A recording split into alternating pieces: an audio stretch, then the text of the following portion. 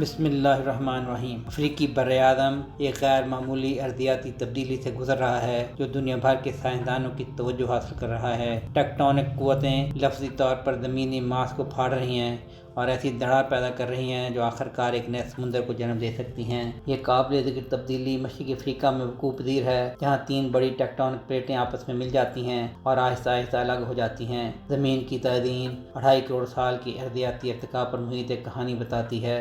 شمال سے جنوب تک 6000 کلومیٹر سے زیادہ پھیلی ہوئی عظیم دراڑ زمین کی سب سے شاندار ارضیاتی خصوصیات میں سے ایک کی نمائندگی کرتی ہے۔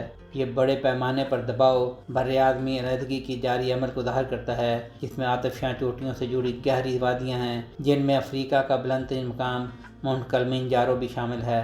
دراڑ کا نظام یہ ظاہر کرتا ہے کہ ٹیکٹونک حرکتیں ارضیاتی وقت کے ساتھ براعظموں کو کس طرح تشکیل دیتی ہیں۔ قدیم آتش فشاؤں کی سرگرمی نے ڈرامائی ٹپوگرافی تخلیق کی جو آج دکھائی دے رہی ہے، جبکہ پلیٹوں کی جاری حرکتیں خطوں کو تبدیل کرتی رہتی ہیں۔ یہاں آفار کا علاقہ ایک اہم مشاہداتی مقام کے طور پر کام کرتا ہے، جہاں یہ شگاف بحر احمر سے ملتا ہے۔ ہارن آف افریقہ 3 ٹیکٹونک پلیٹوں کے سنگم پر واقع ہے۔ صومالیہ، افریقی اور عربی پلیٹیں۔ یہ اسٹریٹجک پوزیشن براعظمی رفٹنگ کے لیے بہترین حالات پیدا کرتی ہے، کیونکہ یہ بڑے پیمانے پر چٹانیں آہستہ آہستہ الگ ہوتی جا رہی ہیں۔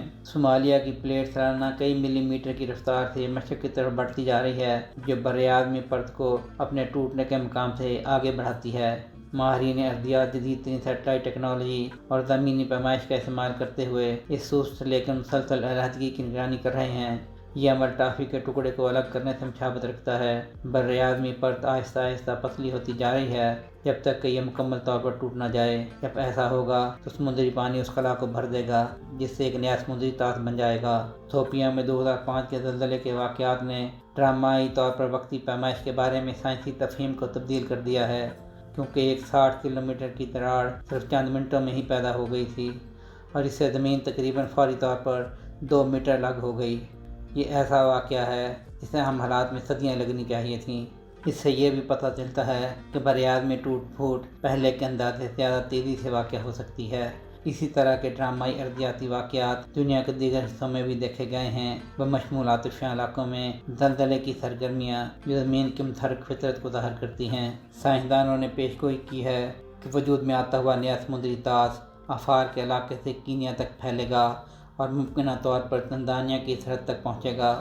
پانی کی یہ بہت بڑی جسامت ہارن آف افریقہ کو ایک بڑے جزیرے میں تبدیل کر دے گی، جس سے براعظم افریقہ کا جغرافیہ اور علاقائی آب و ہوا دونوں تبدیل ہو جائیں گے۔ لیکن یہ کب ہوگا؟ جدید سائنس بھی یہ بتانے سے قاصر ہے۔